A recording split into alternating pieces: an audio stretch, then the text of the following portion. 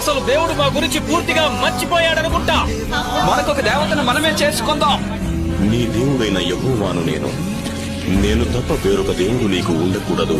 పైన ఆకాశమందే గాని క్రింద భూమి అందే గాని భూమి క్రింద నీల ఎందే గాని ఎండు దేని రూపమునైనను విగ్రహమునైనను నీకు చేసుకోనకూడదు. ఈ దేవుడైన యెహోవా నామమును వ్యర్థముగా ఉచ్చరింపకూడదు.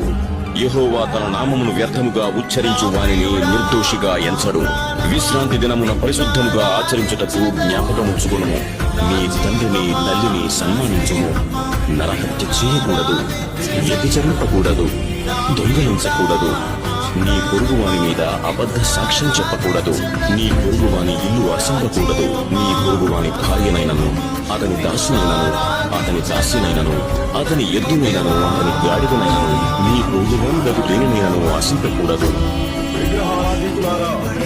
ఆయనను నేను బ్రతిమలాడాను, తన ప్రజలను నాశనం చేయొద్దని. ఇప్పుడు చూడండి, మీకు మీరు ఏవి చేసుకున్నారు.